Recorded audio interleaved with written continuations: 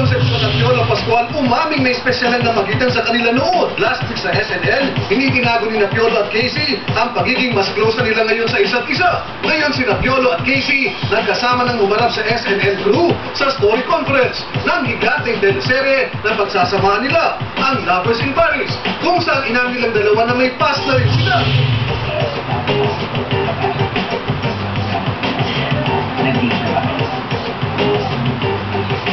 Hindi ko pa nga alam ibig sabihin ng date mo. Date ba yun? Hindi na ako mag-ako. Yes, well. Yes.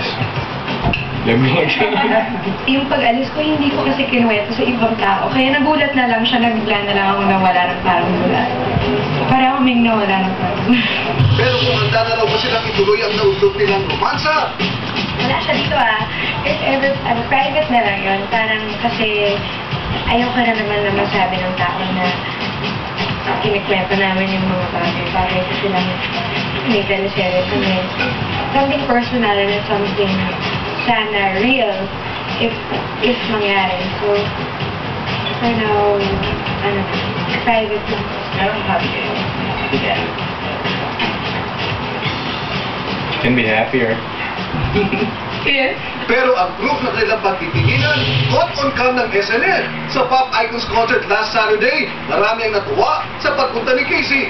Lalong-lalo na raw si Piolo na nagpa-dedicate pa ng isang kanta. Ano ba yan? Matatong picture sa amin sa isa lang? Hindi naman custom picture ko. Bita, matanong ko lang sa iyo.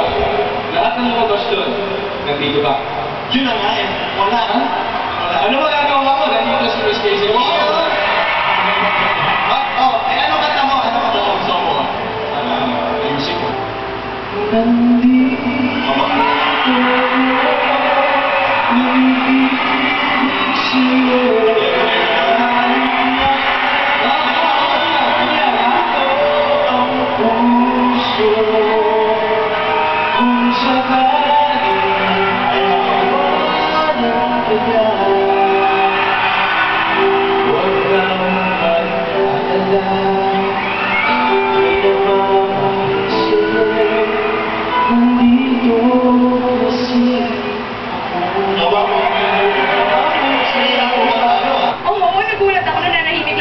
Audience.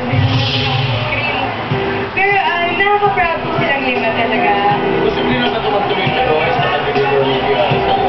Anything is possible. And I still keep my stand. Yung may the best man wins. Hindi po siya mahirap mahal. Nakakatuwa, nakakakilig.